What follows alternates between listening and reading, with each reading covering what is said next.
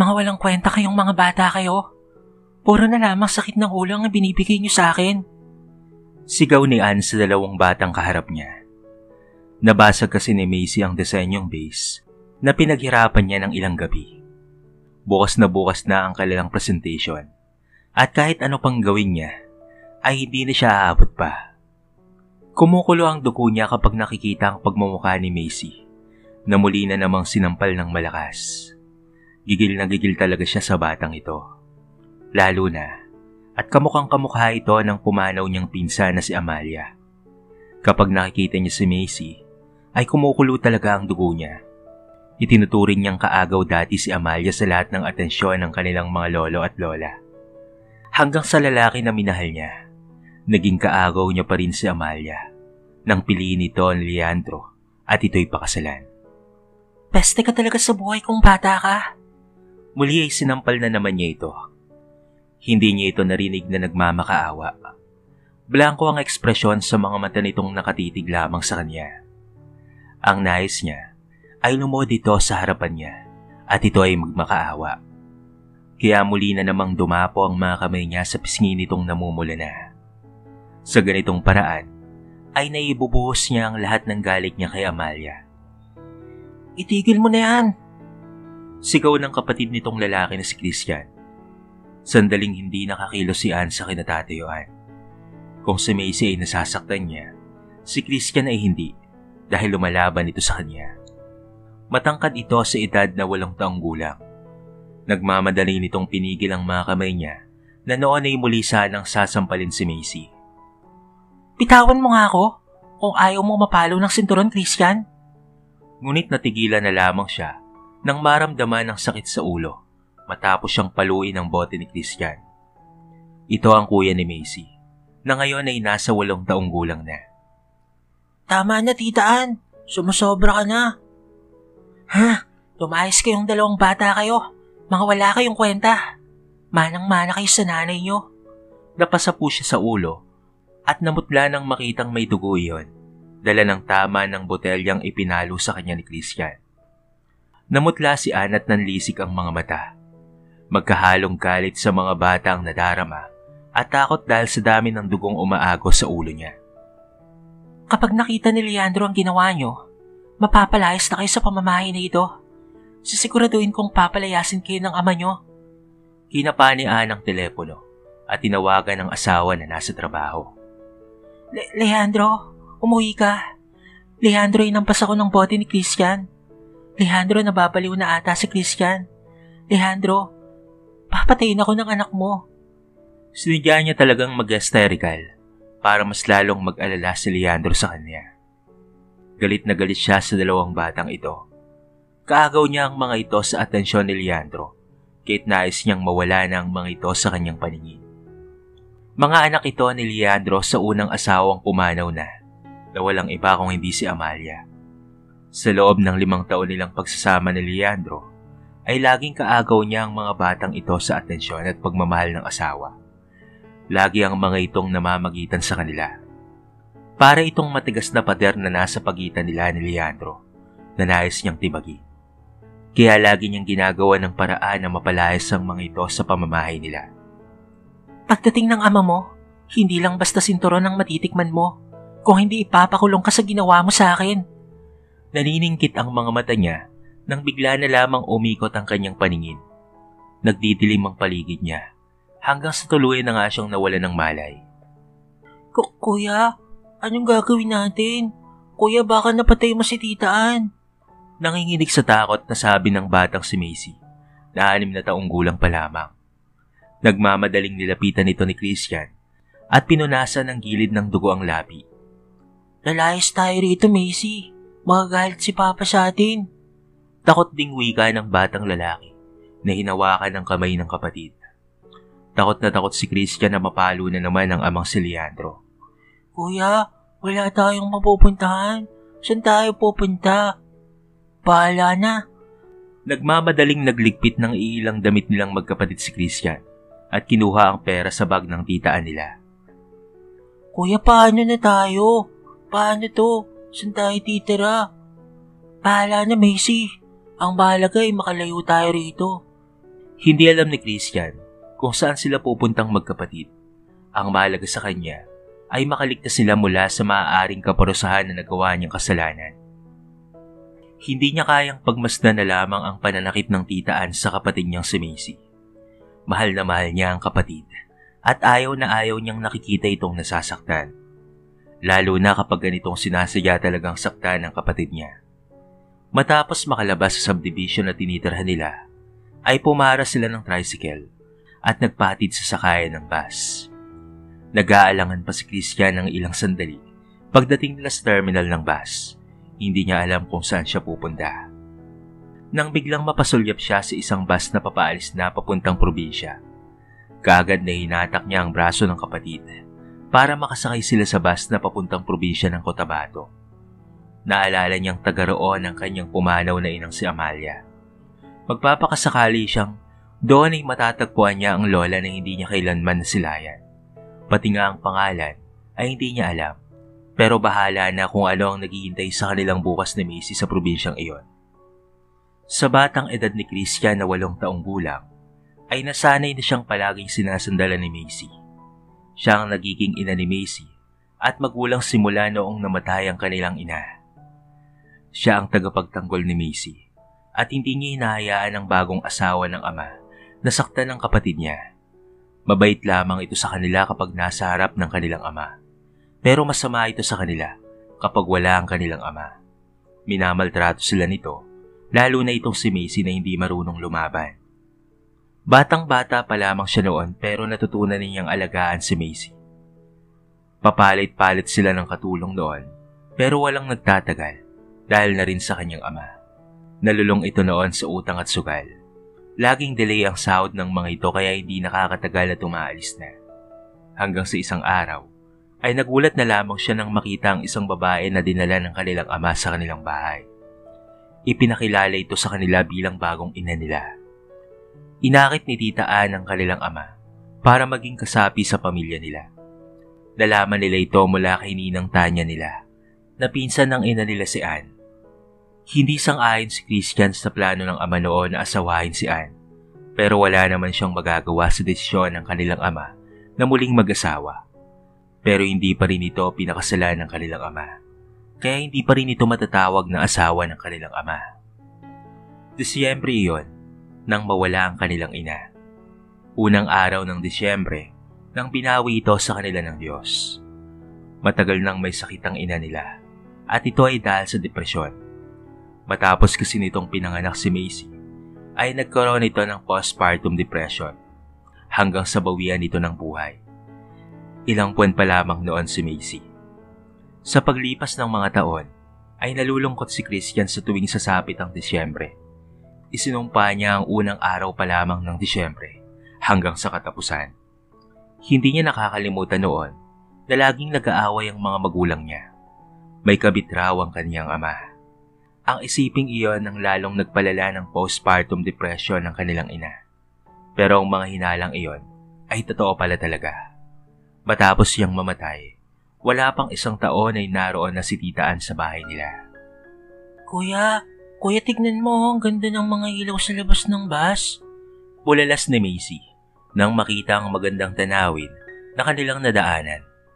Puno ito ng mga pamaskong palamuti. Para sa ibang tao, ang Pasko ay simbolo ng pamilyang nagmamahalan. Pero kabaliktaran iyon para sa batang si Christian. Ang Pasko para sa kanya ay araw ng sakit. Ang Disyembre ay isang simbolo ng mapait na kahapon sa pagkawala ng kanyang inang si Amalia. Doon nagsimulang masira ang buhay nila ni Macy. Simula ring noong namatay ang kanyang ina, ay wala namang pakialam ang kanyang ama sa kanila. Sa usapang pera at pangangailangan nila, ay hindi nagkukulang ang amang si Leandro. Pero sa pagmamahal at pag-aalaga sa kanila, ay hindi niya naaalalang naroon ang ama nila. Silang dalawa lagi ni Macy ang naroon para sa isa't isa. Pilit na gumuhit ang mga ngiti ni Christian na niyakap si Macy. Bakas ang lungkot sa mga mata niya nang makita ang pasa nito sa mga sampal ng Tita Ann nila. Bakit, Macy? Takang tanong ni Christian nang makita ang mga luha sa mga mata ni Macy. Naalala ko lang si Mama. Dati kasi tuwing lights on sa Christmas decoration, lagi tayong namamasyal. Hindi ko na naranasang mamasyal sa parke. Huli na yung...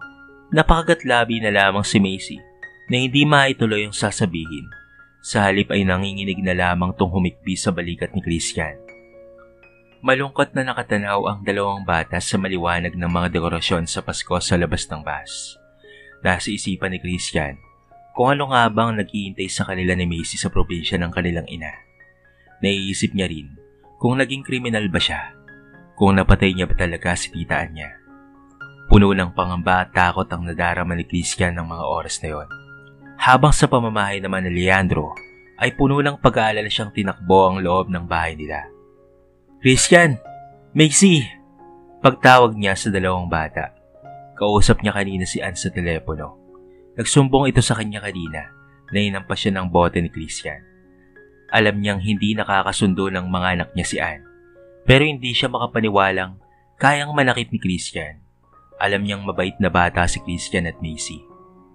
Nawindang na lamang si Leandro nang makitang nakahandusay sa sahig si Ann na wala ng malay. Ann! Ann! Napahiyaw na lamang si Leandro na tumawag ng ambulansya. Napahilot siya sa sentido na nagmamadaling binuwat si Ann papalabas ng bahay nila. Christian, sumusobra ka na. Hindi niya alam na hahantong sa ganito ang lahat. Hindi siya makapaniwalang magagawa ng kanyang anak ang ganitong bagay. Kaagad na dinaluhan ng mga doktor si Ann habang nasa labas siya ng silid nito na kanina papalakad-lakad sa labas ng kwarto ni Ann. Nang makalabas na ang doktor, ay kaagad na tinanong ito ni Leandro kung ano ang nangyari kay Ann. Minor laceration lang sa ulo ang nangyari sa asawa mo, sir. Kailangan lang muna niyang magpahinga sa ngayon dahil sa maraming dugo na nawala sa kanya. Kaagad na tumango si Leandro habang tinawagan ng sekretary na si Tanya. Kailangan niyang kausapin sina Christian at Macy patungkol sa nangyari. Maya-maya lang ay dumating na si Tanya na nag-aalala sa nangyari. Ang mga bata? Sir, hindi naman sa nangingialam ako, pero bata lang si Christian. Siguro kausapin mo muna siya bago masaktan. May rason kasi talaga kung bakit nagawa ni Christian ang ganito. Pero mali pa rin ang ginawa niya. Alam na Leandro na gustong ipagtanggol ni Tanya ang mga anak, kagaya ng parating nangyari. Maliban sa pagiging sekretary kasi nito, ay matalik nila itong kaibigan ni Amalia na yumaong asawa niya. Si Tanya ay ininang ng dalawa at na mahal nito ang mga anak niya. Kausapin mo muna si Christian, Leandro. Pakinggan mo muna ang side niya bago mo siya parusahan. I'm warning you na isusumbong na kita sa mga pulis kapag maulit pa ang pananakit mo sa mga bata. Napabugan ng hangin si Leandro sa sinabi ni Tanya. Galit na galit ito noon sa nangyari kay Christian na naospital sa taas ng lagnat matapos niyang paluin ang sinturon. Alam niyang nagkamali rin naman siya sa ginawa niya noon, pero isa siyang ama at karapatan niyang disiplinahin ang kanyang anak. Alam ko ang ginagawa ko, Tanya. Siguraduhin mo lang. Kukunin ko talaga ang mga bata at dadalhin ko kay Tita Audrey kapag sinaktan mo ulit sila. Hindi na nagsalita pa si Leandro. Alam niya namang hindi siya mananalo sa pakikipagtalo kay Tanya. Alam niya namang naging marupok din siya. Marami ang kasalanan niya kay Amalia. Simula noong pinanganak nito si Macy. Naging bugnutin at malungkutin si Amalia matapos ipanganak nito si Macy. Noong 7 buwan pa lamang kasi ang pinagbubuntis nito, ay nalaman nitong may iba siyang karelasyon at ito ay si Ann. Matapos itong manganak, ay hindi niya na naiintindihan ang pag-uugali nito. Yun ang dahilan ng tuluyang paglayo ng loob niya kay Amalia. Hindi niya lang naiintindihan na may pinagdaraanan pala itong postpartum depression. Bigla lamang ang lahat. Bigla ang pagkawala nito sa buhay niya. Maliit pa lamang noon si Macy. Kaya't halos malunod rin siya sa depresyon sa nangyari. Si Ann ang naging katulong niya sa pag-aalaga kina Christian at Macy. Sa nakalipas na 5 taon, ay alam niyang hindi kasundo ng mga bata si Ann. Ito ang dahilan kung bakit hindi niya pa rin ito pinapakasalan. Mahal niya ang mga anak niya. At gusto niyang magkasundo muna sina Ann at ang mga bata bago niya ito dalhin sa altar. Pero mukhang malabo na atang mangyari ang lahat ng gusto niya, lalo na sa nangyaring ito. Kilala niya si Anne kung magalit, kaya alam niyang mas lalo lamang magkakalayo ang puso ni Anne at ng mga bata. Hindi niya namalayan na narito na pala siya sa pamamahay niya. Nagmamadali siyang pumasok sa loob ng bahay at hinanap ang dalawa sa buong bahay. Subalit hindi niya nakita ang dalawang anak. Christian, Macy, binundol sa kaba ang puso ni Leandro nang wala pa ring tugon mula sa mga ito. Tinakbo niya paakyat ang kwarto ni Macy, ngunit nawindang ang mundo niya nang wala na roon ang ilang mga damit ng anak. Macy, darling, where are you? Sobrang lakas ng kabog ng puso ni Leandro na malakas ang hakbang na papunta sa kabilang kwarto kung saan naman ang kwarto ni Christian. San?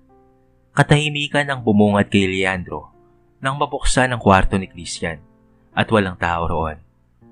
Wala rin doon ang malaking bag nito at ilang mga damit na laging sinusuot nito. Christian Macy! Napatakbo siya pababa para hanapin ang dalawa nang mapansin sa salas ang maliit na kalendar na nakapatong sa mesa. Death anniversary pala ngayon ng yumaong asawa na si Amalia. Hindi man lamang niya ito naalala. Napatulo ang luha ni Leandro na pumunta sa garahe doon sa kanyang sasakyan. Nasaan kayo mga anak? Ano itong nagawa ko sa inyo? Naikuyom niya ang kanyang kamao na nakatitig sa daan. Pabalik siya sa ospital ngayon at babaliin niya talaga ang leg ni Anne kapag hindi nito sinabi kung nasaan ang mga anak niya. Pagdating niya sa ospital ay nakita niya si Tanya na nakatayo sa labas ng ospital habang kinakalkal ang cellphone. Anong nangyari? Kamusta ang mga bata? Where's that bitch?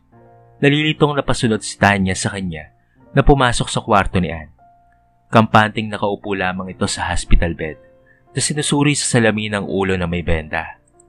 Lian, you are here. Akmang yayakapin ito si Leandro, ngunit itinabing ni Leandro ang mga kamay ni Anne. At galit na galit itong kinumpronta. Anong ginawa mo sa mga bata ha? Anong ginawa? Ako nga ang nasa hospital, hindi ba? Pagkatapos ay nakanguso itong naiga at napahawak sa ulo. Ako nga itong nasa ospital at napalo sa ulo, hindi ba? Tapos ako pang tatanungin mo kung nasaan ang mga bata. Malay ko ba sa mga yon? Kanina noong nawalan ako ng malay ay nasa bahay lang sila. Ang saya pa nga ng dalawa nang makita akong duguan eh. Nagmamakaawa akong dali nila ako sa ospital pero tinawanan lang ako. Naitirik ni Tanya ang mga mata sa kaartehan nitong si Anne. Nakakainis talaga ang babaeng ito na laging umahastang inaapi sa harapan ni Leandro. I'm sorry na talaga, Anne. Nawala kasi ang mga bata at hindi ko matagpuan sa bahay. Doon na hindi napigilan ni Tanya ang sumabat sa usapan ng dalawa. Nag-aalala siya para sa dalawang inaanak na nawawala. Sandali siyang nag-isip kung nasaan kaya pumunta ang mga bata. Gumagabi na at malapit ng mag-alas 6. Madilim na rin sa labas, kit labis nag-aalala si Tanya sa mga inaanak niya. Anong klase kayong mga magulang? Ann, anong ginawa mo sa mga bata ha? Hindi siya maniniwalang walang ginawa si Ann sa mga bata para ito umalis. Wala nga akong ginawang masama sa kanila, bakit pa ang kulit-kulit nyo? Hindi nyo ba nakikita? Nakaw nga itong pinalo ni Christian sa ulo. Umiiyak na namang wika ni Ann. Hindi gagawin sa'yo ni Christian ang ganyan kapag wala kang ginawang masama sa kanila. Ano ba talaga ang ginawa mo sa mga bata ha? Sinaktan mo na naman ba si Macy? Hindi ito nakapagsalita na maigpit na yumakap kay Leandro. Alalang-alala si Tanya na napatitig sa labas. Madilim na kasi talaga. San kaya pumunta ang mga bata? Naalala niyang tuwing napapagalitan ng mga ito ay sa sementeryo ang mga ito pumupunta. Doon sa kanilang ina. Pero madilim na. Kahit napaka-imposible naman kung nasa sementeryo pa rin ang mga ito. Pero magbabaka sakali siyang naroon ng mga bata. Sana'y naroon ang mga bata sa libingan ni Amalia. Wala pa naman siyang dalang sasakyan. Nasa mall kasi siya kasama ang asawa niya nang tawagan siya ni Leandro. Pwede ko bang mahiram ang susi mo? Titingnan ko kung nasa sementeryo ba ang mga bata. Sandaling natigilan si Leandro sa sinabi niya. Sasamahan kita. Hanapin natin ang mga anak ko. Nagmamadaling lumabas ang dalawa sa kwarto ni Ann, habang naiwan naman si Ann na hindi mapakalit na tatakot. Saan kaya nagpunta ang mga yon? Lagot ako nito kay Leandro. Ay nako, pasaway talaga ang mga batang ito. Kahit anong ginagawa niya, ay alam niyang mahal na mahal pa rin ni Leandro ang mga anak nito. Mahirap makipagkompetensya sa atensyon nito sa dalawang anak, lalo na kay Macy. Napasabunot na lamang siya ng buhok at nag-aalala. Sa oras na mawala ang mga bata nang dahil sa kanya, ay hindi niya alam kung ano pa ang magagawa ni Leandro sa kanya. Alam niya sa sarili niyang sumasobra rin siya kanina sa pananakit kay Macy. Kailangan niyang makaisip ng paraan para makalusot sa pagkakataong ito. Alam niya namang siya ang kakampihan ni Leandro. Ilang ulit nang nangyari ang ganito noon. Pero siya pa rin ang kinakampihan nito. Matagal na ang relasyon nila ni Leandro. Buhay pa si Amalia, ay patago na ang relasyon nila. Kaya alam niyang hindi siya basta-bastang pakakawalan ni Leandro. Napakalakas ng kabog ng puso ni Leandro nang papalapit na sila sa sementeryo. Sana lang naroon ang mga anak niya. Sana lang ay ligtas ang dalawa. Hindi niya mapapatawad ang sarili sa oras na may mangyaring masama sa mga bata. Wala kasi siyang mapagtanungan sa nangyari kasi walang ibang tao sa bahay nila. Ang katulong nila ay aalis na sa oras na makauwi si Ann sa bahay nila. Hindi kasi ito stay-in, kaya hindi siya sigurado kung alam nito kung nasaan ang kanyang mga anak. Wala silang imika ni Tanya. Alam niya nang maglilitanya na naman ito kung gaano siya ka-failure bilang isang ama. Nitong mga nakalipas na taon, ay alam niya kung gaano itong minahal ng mga anak niya. Wala pang anak si Tanya, kaya lahat ng atensyon nito ay nasa mga anak niya. Pagdating nila sa sementeryo, ay magkasunod silang dalawang tumungo sa libingan ni Amalia. Pero wala ang mga bata roon. May isang bouquet ng fresh roses ang naroon, kaya't alam niyang galing doon ang mga bata. Si Christian at si Macy lamang ang palaging naghahati ng preskong mga bulaklak sa libingan ng kanilang inang si Amalia. Nalulumos si Leandro at napaupo roon. Hinaplos niya ang lapida ni Amalia. Ni hindi man lamang niya naalala na death anniversary pala ni Amalia. Dad, sasama ka po ba sa amin ni Macy sa Martes? Death anniversary kasi ni Mami. Busy ako anak. Marami akong kliyente na dapat unahin sa araw na yan. Pagrarason niya pa sa anak na si Christian. Tumango na lamang ito at sinabing pupunta raw sila roon ni Macy. Kahit na silang dalawa lamang daw. Naghahalo ang nararamdaman niyang takot at kaba ngayon. Gabi na. Kaya't saan niya kaya hanapin ang kanyang mga anak? This is all your fault, Leandro. Huh? I can't believe na hindi ka natuto sa pagkawala ni Amalia. And now, what? You're even losing your kids? For that bitch? Hindi na napigilan ni Tanya na sumbatan ng boss niya na kanya rin namang kaibigan. Hindi ka namin mapapatawad kapag nawala ang mga bata. Auntie Audrey is begging you na ibigay na lamang sa kanyang mga bata para maalagaan niya ng maayos. But what have you done? Napatulo na ang luha ni Tanya. Kung sana ay mas naging matapang lamang siya noon para sabihin kay Amalia ang pagtataksil ng asawa nito. Baka sana ay buhay pa si Amalia ngayon. Tinawagan niya ang asawa niya na magpapasundo siya sa sementeryo. Hindi siya makakatulog ngayong gabi kapag hindi niya natagpuan ang mga bata. Kahit magpapatulong na lamang siya sa kanyang asawa para hanapin sina Christian at Macy. Iniwan niya sa loob ng sementeryo ang kanyang boss na si Leandro at inintay sa labas ang asawa niya. Habang si Leandro ay nanghihinang naupo sa harapan ng lapida ng asawa. Hindi niya alam kung saan hahanapin ang mga anak. Iniwan ni Christian sa kwarto nito ang telepono. Nagtatanong na siya sa mga kapitbahay pero walang tamang sagot ang mga ito.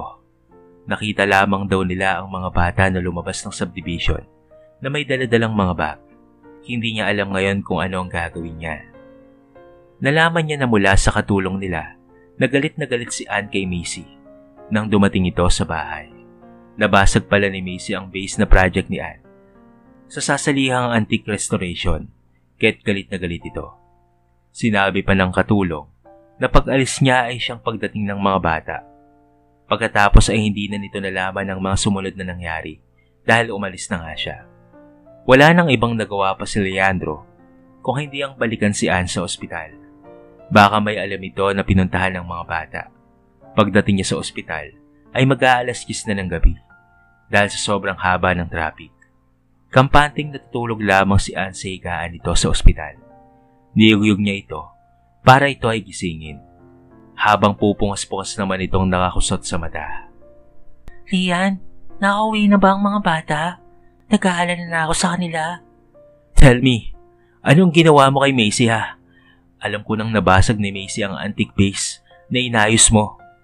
Hindi maglalayas ang mga bata kung wala kang ginawa. Namimilog ang mga mata ni Anne dahil sa kanyang narinig na lumayas na ang mga bata. Lagot na talaga siya nito kay Leandro. Lian, hindi ko sinasadya.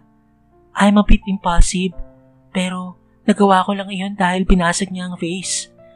I'm just trying to teach her a lesson. Napakagatlabi si Anne sa takot. Naniningkit ang mga mata ni Leandro sa sinabi niyang she's trying to teach her a lesson. What did you do? Lian, wala akong ginawa. Hindi ko pinalayas ang mga bata. Sinampal ko lamang si Macy dahil sa kinampihan ni Christian ang kapatid niya ay pinalo niya ang ulo ko at nawalan ako ng malay. Leandro, believe me, hindi ko pinalayas ang mga bata. Nagmamakaawang wika ni Anne. Takot na takot siyang sabihin kay Leandro ang lahat ng nangyari, kaya hindi niya sinabi. Baka kapag sinabi niya ang lahat, ay tuluyan na talaga siyang mapalayas ni Leandro.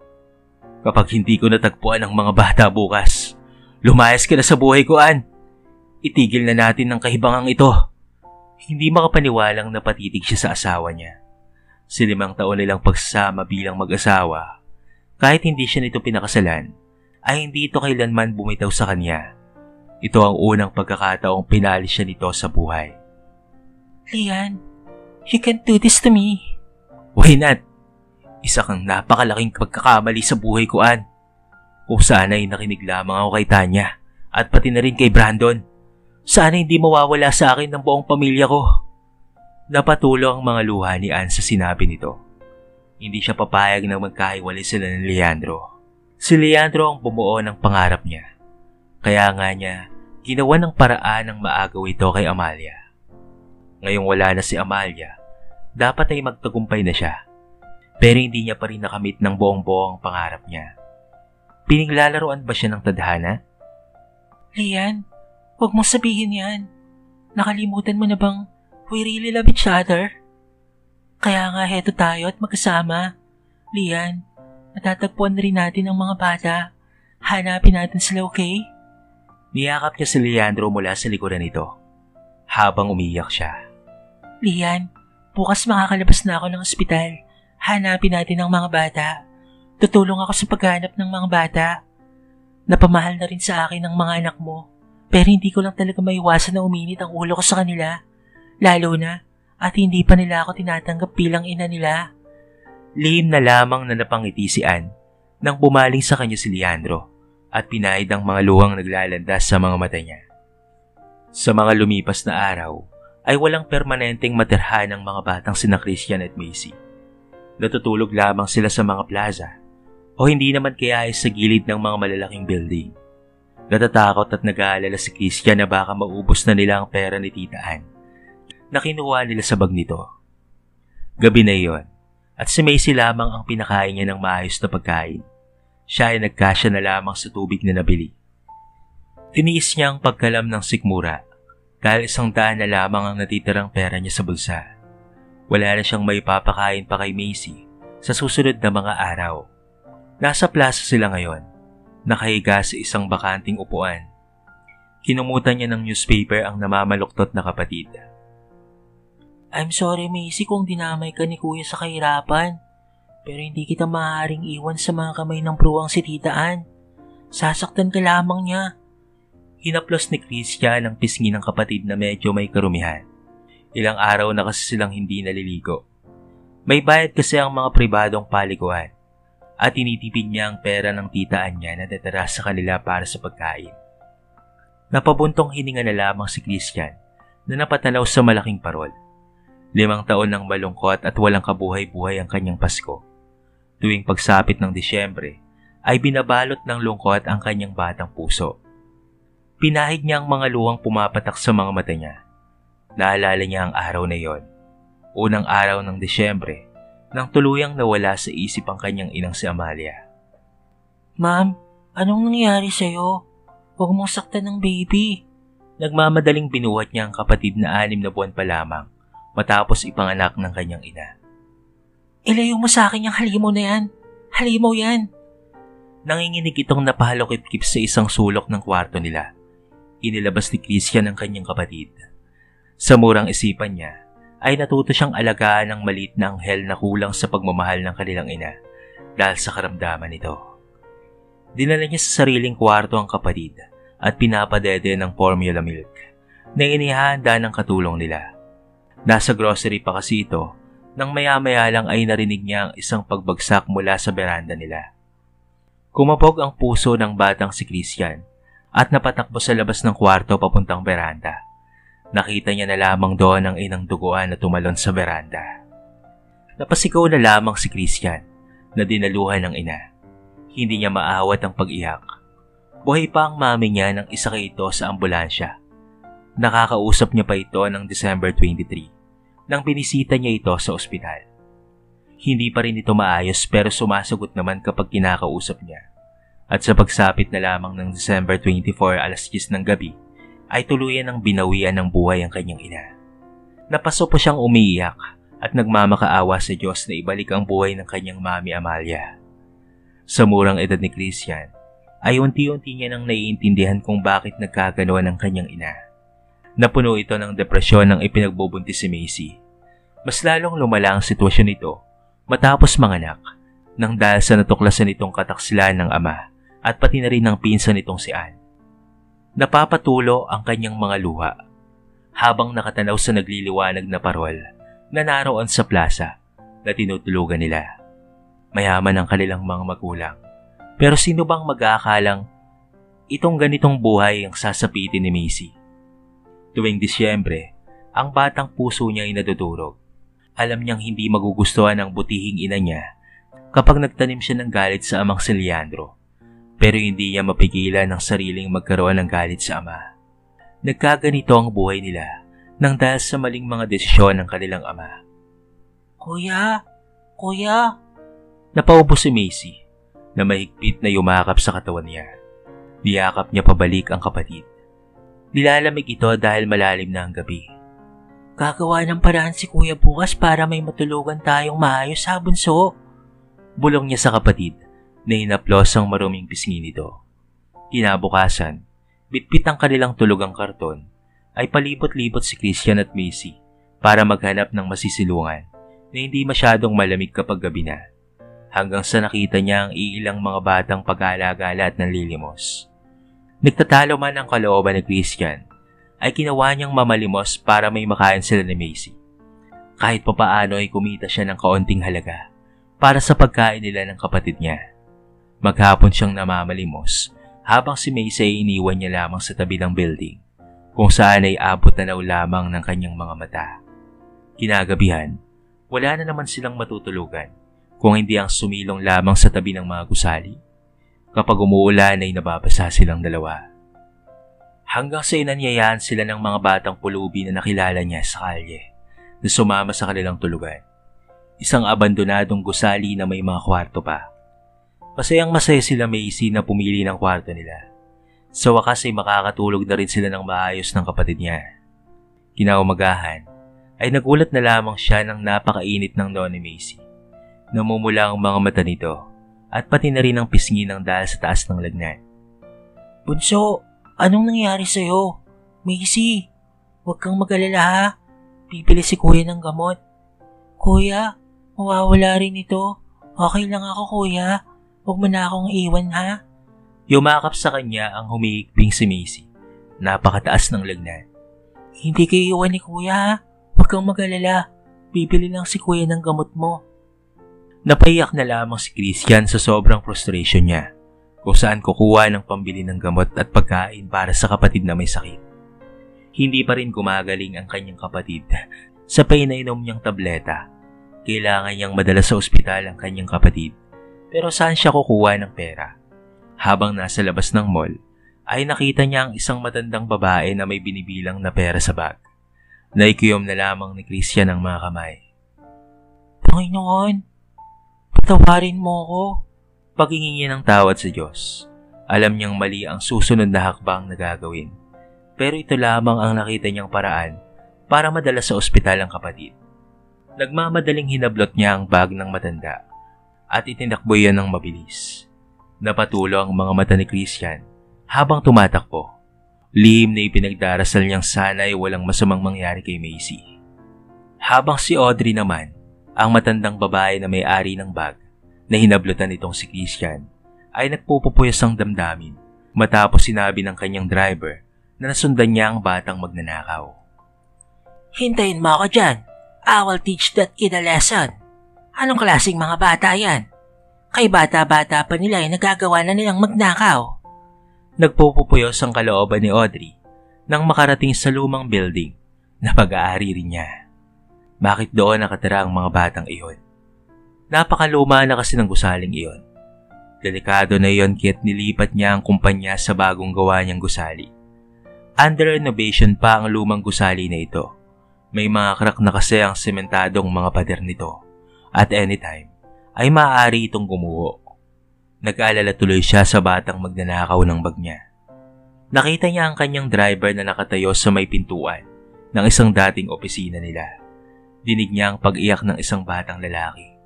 Parang kinurot ang puso ni Audrey na sumilip sa loob. Macy, wag mong takutin si kuya. Nakakuha na ako ng pera. Madadala na kita sa ospital, bunso. Gumising ka, Macy. Sigaw ng batang lalaki. Naniyugyug ang batang babaeng hawak nito. Sa ganitong eksena ay nadurog ang puso ni Audrey. Hindi niya kayang makita ang ganitong kaawa-awang sitwasyon. Nasaan kaya ang mga magulang ng mga batang ito? Tanong niya sa kanyang sarili. Macy, bunso, sorry na kung walang pera si kuya. Bunso, dadali na kita sa ospital. Papatingin na natin ang sakit mo sa doktor. Bunso, huwag mo na akong iwan. Hindi napigilan ni Audrey ang sariling manatiling nagtatago sa likod ng pinto at nagmamadaling nilapitan ang dalawang bata. Takot na takot si Christian nang makita ang matandang babae na ninakawan niya ng pera. Makukulong na ba siya nito? Ma'am, sorry po. Sorry if I steal your bag. Wala po akong pera at kailangang madala sa ospital ang bunso kong kapatid. Naghahalo ang pawis at mga luha nito na lumuhod sa harapan ni Audrey habang nagmamadali niyang pinulsuhan ng batang babae. May pulso pa ito at nag-collapse lamang dahil sa hindi kinaya ng kanyang katawan ng lagnat. Carlos, dalhin natin sa kliniko ang batang ito. And you, sumama ka sa amin, iho, ha? Parang nabunutan ng tinig si Christian nang binuhat ng driver ang kapatid niya at dinala sa sasakyan na nasa labas ng lumang gusali. Pagdating sa klinik, ay nasikaso kaagad ito ng matandang ninakawan niya ng bag. Tumutulo rin ang mga luha ni Christian. Napakabait ng matandang babae na kanyang ninakawan. Tinulungan pa sila nito sa halip na ipakulong sa nagawa niya.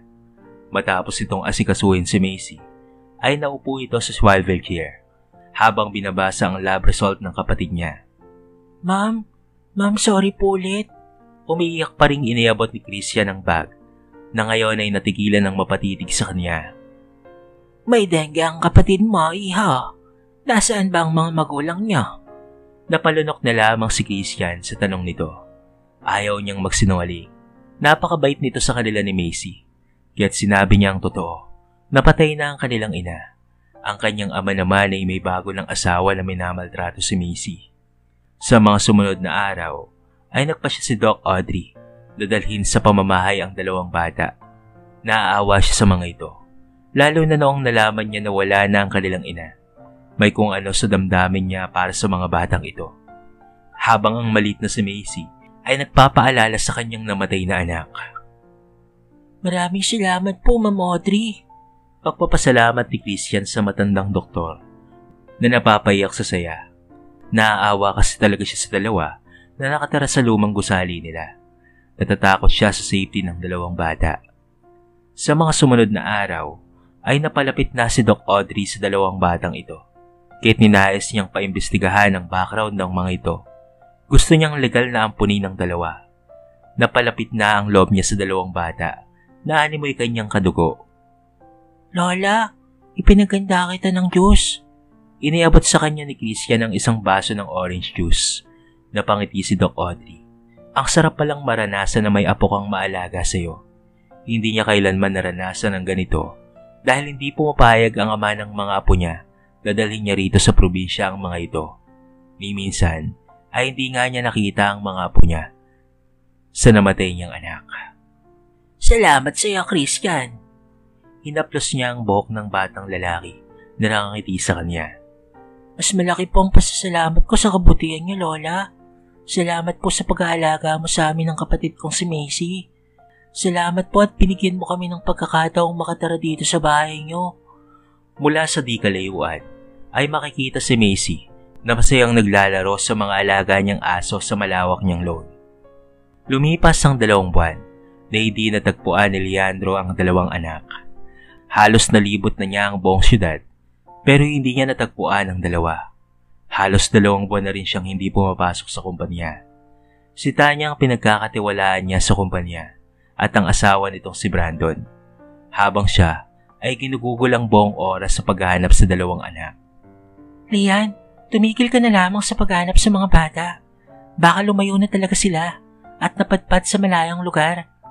Malungkot na wika ni Ann, subalit hindi mapigilan ni Leandro ang mabigat na mga kamay na dumapo sa pisngi ni Ann. Natigilan si Ann sa ginawa ng asawa niya. Napaso po siya sa namumulang mukha at galit na hinarap si Leandro. Lian, bakit mo ako sinasaktan?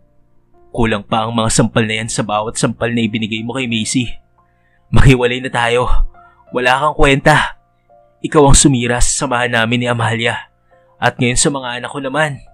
Namumula ang mga mata ni Ann na napatiti kay Leandro. At ako pa talaga ang sinisisi mo. Bakit ako ang sinisisi mo, ha? May kasalanan ka rin naman. Balik na sigaw niya kay Leandro na ngayon ay muli na naman siyang sinampal. Leandro! Leave! Umalis ka na. Wag ka nang babalik pa rito. Sigaw ni Leandro kay Ann. Hindi ako alis dito. Kung ayaw mong umalis rito, ay papakaladkad kita sa mga guard. Sigaw ni Leandro sa naiintakutang si Ann. Ngayon lamang siya sinigawan ni Leandro ng ganito sa 5 taong pagsasama nila ng lalaki. Ngayon lamang siya nito nabigyan ng sampal. Alam niyang hindi ito nagbibiro kahit nagmamadali na siyang nagligpit ng mga gamit bago pa man siya muling masaktan ni Leandro. Kinabukasan ay maagang nagising si Leandro. Ginising siya ng mag-asawang Brandon at Tanya. Kagabi ay nakatulog siya sa unang pagkakataon matapos niyang pinalaya sa pamamahay niya si Ann. Uuwi kami ng probinsya at sigurado akong magtatanong na naman si tita patungkol sa mga bata. Malungkot na napabugan ng hangin si Leandro. Hindi niya pa kailanman nakaharap muli ang ina ni Amalia simula noong pumanaw ang asawa niya. Hindi niya rin alam kung papaanong ipapaliwanag dito na nawawala ang mga apo nito. Naglayas ang mga ito matapos takutin ni Ann na ipapakulong. Sa tinagal-tagal ay napiga niya rin si Ann para sabihin sa kanya kung ano ang nangyari sa araw na yon. Umamin itong minaltrato na naman ito si Macy. Sabihin niyo ang totoo, Tanya. Alam kong kasalanan ko naman. Pero may lead na ang mga investigador na binayaran ko kung nasaan ang mga bata. Umaasa akong makita ko ulit ang mga anak ko. Malungkot na saad ni Leandro. Pagkatapos magpaalam ng mag-asawa, ay naiwan na naman siyang mag-isa sa pamamahay niya. Napatulo na lamang ang mga luha niya habang inaaplos ang larawan nilang buong pamilya. Christian, Macy, patawarin niyo si Dad please. Miss na miss ko na kayo mga anak. Patawarin niyo si Daddy kung napabayaan ko kayo. Sana matagpuan ko na kayo. Mula sa labas ng bahay niya, ay narinig niya ang pagsigaw ni Ann. Pinalitan niya na ng lock ang gate para hindi na ito makapasok pa muli sa pamamahay niya. Halos araw-araw itong nagmamakaawa sa kanya. Napatawarin niya, pero hindi niya ito mapapatawad sa ginawa nito sa mga anak niya. Napakalaki niyang hangal na naniniwala dito noon na maging mabuting ina kina Christian at Macy. Napakalaking hibang niyang ipinagpalit ang masayang pamilya nila ni Amalia sa panandaliang aliw lamang. Habang sa pamamahay naman ni Doc Audrey ay hindi siya makapaniwalang tinawagan siya ng katulong niya para umuwi ng bahay. Nahuli nila ang magkapatid na Christian at Macy sa loob ng kwarto niyang nagnakaw. Habang pauwi na siya ng bahay ay naikuyom niya ang kanyang kamao. Once a thief, always be a thief. Kahit anong bagay pa ang ibigay mo ay magnanakaw pa rin. Inis na wika niya. Halos hindi siya makapaniwalang magagawa ng mga batang inampun niya na magnakaw sa kabila ng kabutihan niya sa mga ito. Pagdating niya sa bahay, ay naabutan niya sa sala ang dalawang bata na nakaluhod at umiiyak. Parang kinurot ang puso niya nang makita ang mga latay ng sinturon sa katawan ni Christian na mula sa paghampas ng sinturon ng katulong niya. Inday, bakit mo pinalo ang mga bata? Nagmamadaling kinuha niya ang medicine kit para gamutin ang mga latay sa katawan ni Chris. Kahit pa nagnakaw ito, ay walang karapatan ng katulong niya para saktan ito. Madam Audrey, nahuli ko kasi silang nagnakaw sa kwarto mo. At anong ninakaw ng mga bata? Mga alahas po, madam. Tignan mo yung nakuha ko sa bag nila. Napapailing na lamang si Audrey nang makita ang alahas ng anak niyang namatay na nasa mesa. Hindi ko naman ninakaw yan. Matagal ko nang hinahanap ang mga yan. Pag-aari yan ni Mami Amalia. Hilam sa luwang wika ni Christian. Madam, huwag kang maniniwala dyan. Saka ang batang yan. Itinuro nito si Macy na nakayuko habang nakaluhod pa rin. Palagi yung pumupuslit sa kwarto mo kapag wala ka, madam. Wala naman po akong ninanakaw. Namimiss ko lang po si Mami. Kaya tinitignan ko lang po ang larawan niya. Malungkot na wika ni Macy. Parang naninikip ang dibdib ni Madam Audrey dahil sa kanyang narinig na sinabi ng mga bata. Kahit nagmamadaling tinanong niya ang mga ito kung sino ba ang mga magulang nila. Parang itinulos na kandila sa kinatatayuan si Audrey matapos sumagot si Christian na ang kanyang ama ay si Leandro Samonte at ang kanyang inang namatay naman ay si Amalia Samonte. Si Leandro ang asawa ng anak na matagal nang pumanaw na si Amalia. Kung ganon, apo niya pala ang mga batang nasa harapan niya mismo. Napaluha na lamang si Audrey na napaluhod at pinantayan ang pisngi ng dalawang apo. Tita Audrey, I'm home. Napatayo na lamang siya nang makitang nakarating na pala ang hinihintay niyang parang anak niya na. Walang iba kung hindi si Tanya. Christian? Macy? Napatakbo papalapit si Tanya sa dalawang batang nasa harapan ni Madam Audrey habang ito ay nakaluhod. Maigpit na niyakap ni Tanya ang dalawang bata at napaiyak pa siya sa saya. Miss na kayo ni Ninang. Hindi nakapagsalita si Audrey sa mga nangyari. Ang bilis ng lahat ng pangyayari sa araw na ito. Matagal niya na palang kasama ang kanyang mga apo. Ninang Tanya. Magkasabay na niyakap ng dalawang bata ang ninang nila na umiiyak nang makita sila. 2 buwan na lang hinahanap ang mga ito at narito lang pala ito sa pamamahay ng lola nila. Pinalayas naman ni Audrey ang katulong niyang pumalo kay Christian. Ayaw niya ng mga taong kagaya nito na kayang manakit sa mga apo niya. Wala siyang pinapayagang magmaltrato sa dalawang bata. Napakasaya ng buhay niyang binigyan siya ng pagkakataon na makasama ang kanyang mga apo. Kaya pala napakagaan ang loob niya sa dalawang bata, lalo na kay Macy, na nagpapaalala sa kanya kay Amalia. Mabilis na lumipas ang mga buwan. Nakangiti ang 9 na taong gulang na batang si Christian na nakatanaw sa umiilaw na parol. Death anniversary ngayon ng kanyang ina. Pero hindi kagaya ng mga nagdaang Pasko ang bigat ng puso niya. Natuto siyang magpatawad sa ama at natutunan niyang tanggapin na hanggang doon lamang ang buhay ng inang si Amalia. Yun ang parating sinasabi ni Lola Audrey nila. Ang magpatawad at magparaya. Matutong bumitaw sa mga masasakit na alaala at pangyayari sa buhay. Yakapin ang ngayon at ang hinaharap.